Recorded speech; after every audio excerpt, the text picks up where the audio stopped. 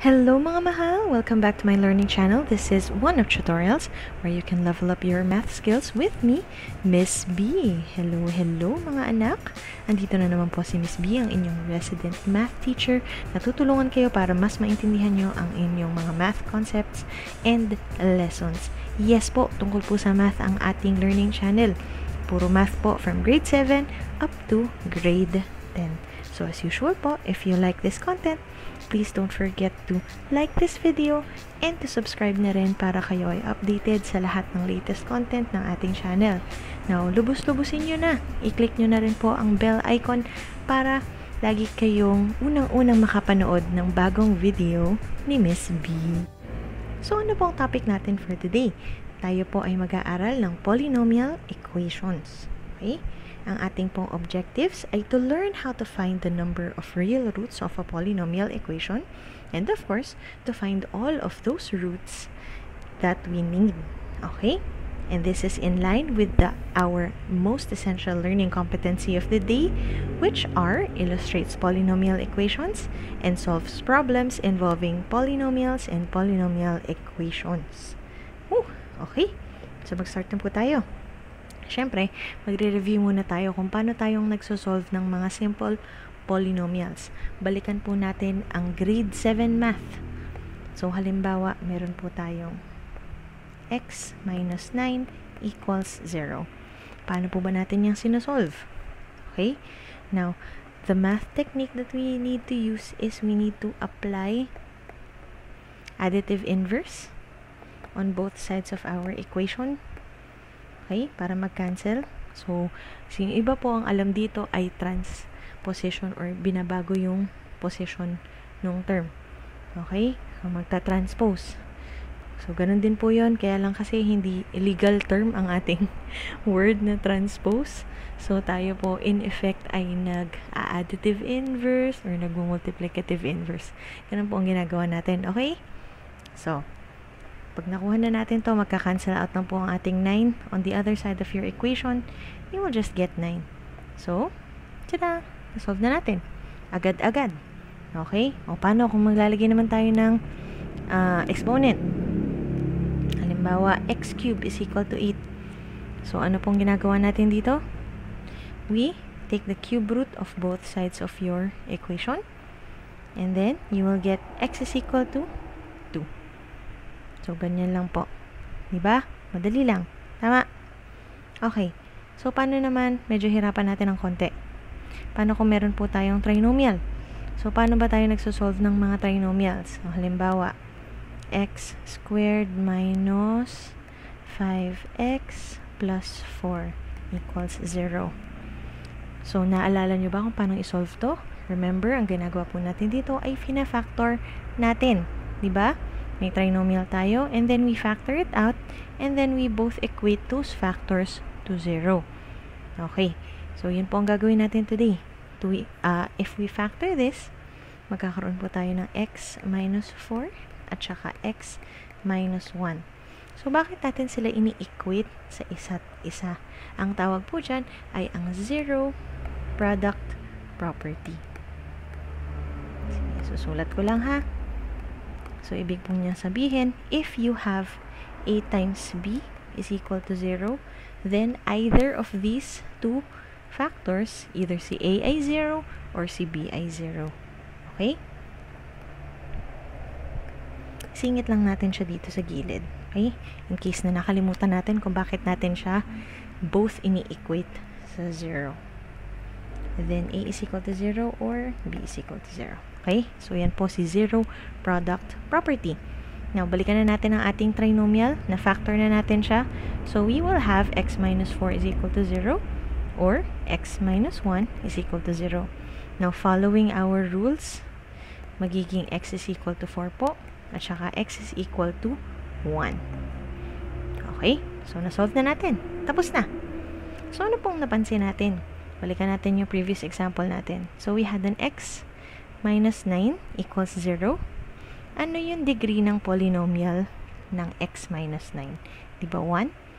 Remember, ang degree po ay yung highest exponent na makikita nyo sa polynomial expression. In this case, we just have x minus 9. So, ang degree po niya ay 1. Teka, dapat sinusulat ko to. Okay? So, ang degree niya ay 1. At kung mapapansin nyo, ilan po yung root natin? Isa lang din. Okay? So, punta naman tayo dito sa next expression. Meron po tayong x cubed equals 8. Sorry, equation pala siya.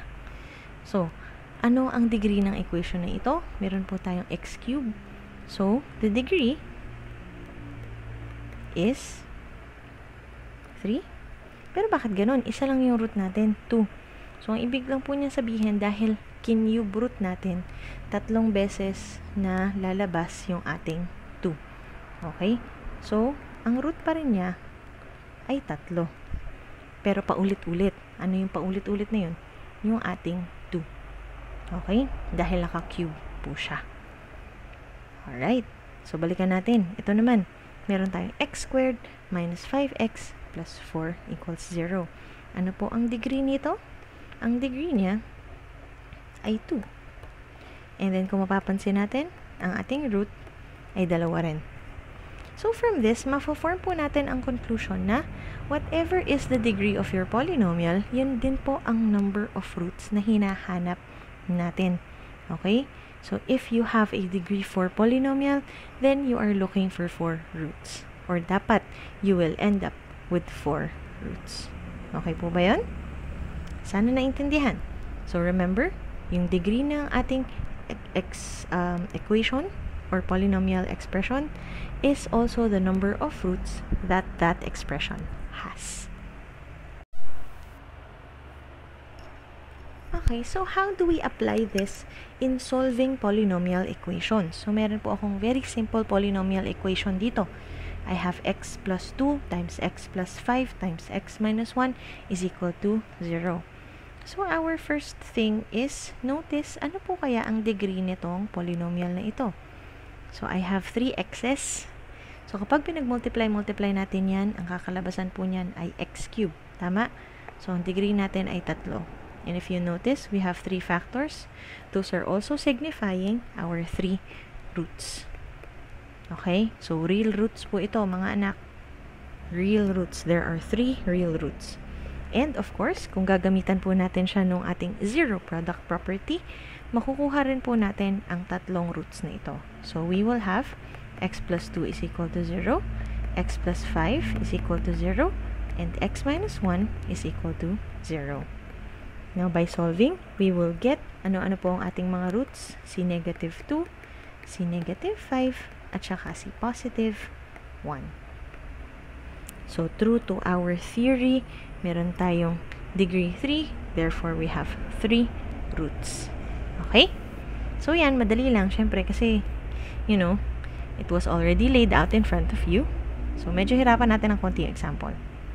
What if meron tayong ganito? Okay? X minus 2 squared times x plus 2. So, dahil po meron tayong naka-squared, ang ibig lang po sabihin yan, if you have an exponent over a factor, nagkakaroon po siya ng tinatawag na duplicity or multiplicity. Kung ilang beses na uulit yung root na iyan. So, kung meron po tayong x plus 2 squared, so, kukuhanin lang natin yung x minus 2 equals 0. Again, applying our zero product property. So, ibig sabihin, x is equal to 2, that is a root, pero 2 beses natin siya gagamitin. Okay? So, hindi po yan yung K-pop na group, ha? As in, literal yan na twice. Okay? Hehe, corny ni ma'am. Anyway, so, 2 beses. Bakit? Kasi po, naka-square yung ating factor. So, yun po ang ibig sabihin yan. Okay? I dropped already the term duplicity or multiplicity. Malalaman natin yan sa susunod nating lessons in the future. I will explain it further. And then, of course, you have the other factor. You have x plus 2 is equal to 0. If we solve for x, we will get negative 2. So, pag-usapan na ngayon natin yung degree. Kapag ba, in-expand ko ito at sinolve ko or sinimplify ko ang expression na ito, ano ang makukuha kong degree? Ang degree natin ay 3 pa rin. Okay? So, ibig sabihin, 3 yung roots natin. Which is tama naman. ito, it counts as 1. This one counts as 2 dahil nga po siya ay naka-square. So, 1, 2, 3. 3 roots pa rin po ang ating kinalabasan. Alright? So, please use this as a guide para hindi kayo nalilito kung ilang roots ba nga ba dapat meron sa isang polynomial equation. Okay? And of course, our last example for this type of solving is we have x cubed plus 9x squared plus 23x plus 15. So, meron na tayong expanded form. Hindi na siya naka-factor. So, paano na natin tong isosolve? So, babalikan lang po natin yung lesson natin on rational root theorem. Sana naaalala nyo pa. Ano na nga ang sinasabi ni rational root theorem? We will need the factors of your constant and divide it with the factors of your leading coefficient to get the possible roots. So, yung previous lesson po natin, ganun lang po ulit yung gagawin natin dito para tayong naghahanap ng factors. Para po tayong naghahanap ng factors dahil hinahanap natin ang roots. Okay? So, dahil 1 po ang ating leading coefficient, ang kailangan lang po natin ay ang factors ng 15. At yun po ay 1, 3, 5, and 15. Plus minus. Always. And then, of course, we proceed to testing. Kailangan natin i-test. Kailangan nating malaman kung alin dito ang totoong root. So, magsimula po tayo. Dahil napapansin nyo, lahat sila ay positive. So, malamang, we can start with a positive root. Okay? So, let's try positive 3. X is equal to 3. So, ano po yung ginawa natin before? Nag-synthetic division tayo. Kasi nga po, we are trying to factor or put it in the factored form para mas madali nating makita yung mga roots. So, let's do that. Magsi-synthetic division po ako. So, positive 3. And then we have the coefficients 1, 9, 23, and 15. So, let's check. I will have 1, bring down. And then, 3. So, magiging malaki. Diba? So, let's try naman natin si negative 3 na root. So, kapag ginawa ko tong negative 3, magkakaroon po tayo ng 1. Multiply, magiging negative 3 ito. If we add positive 6. 6 times negative 3 is negative 18. If we add this, I will get positive 5. Positive 5 plus negative 3, I will get negative 15. 0. Okay. So, meron na po tayong nakuhang isang root. At yan po ay si x is equal to negative 3 or in factor form, x plus 3. Okay, so actually, dahil nakuha naman na natin yung root, pwede na natin siyang isulat. So, may nakuha na tayong isa. Si negative 3. So, ano ngayon ang gagawin natin dito? Okay, pwede po natin siyang isulat as a trinomial para ma-factor natin siya. Dahil, alam naman natin mag-factor ng trinomials, di ba? So, we have x squared plus 6x plus 5 equals 0. So, we need to factor this out. Using your knowledge on factoring trinomials, you should be able to get x plus 1 and x plus 5. Okay, so now we are confronted with our last two roots.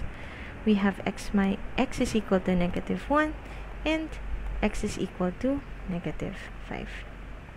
Okay, so, paano nyo malalaman kung tama yung sagot nyo? Or at least man lang alam nyo kung tama yung number ng roots. So, check your degree. Our degree is 3. Ilan yung roots na nakuha natin? We have a negative 3, we have a negative 1, and a negative 5. So, 3. Okay? So, yan lamang po ang ating first lesson. Okay, syempre, hindi naman tayo matatapos nang hindi ko kayo china-challenge. So, medyo i-step up natin yung game natin. Okay?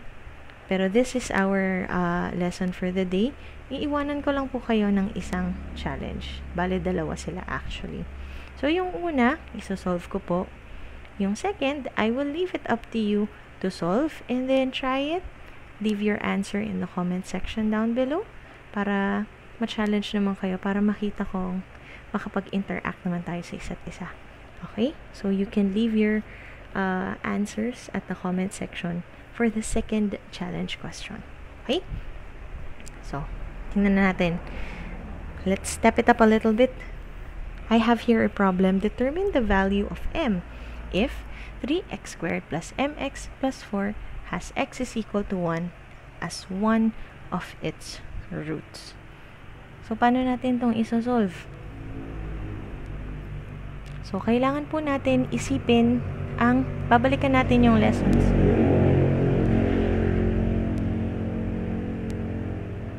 Babalikan po natin yung lessons natin previously. Diba may tatlong theorems tayo na inaral? Meron po tayong factor theorem, si remainder theorem, at si rational root theorem. Okay?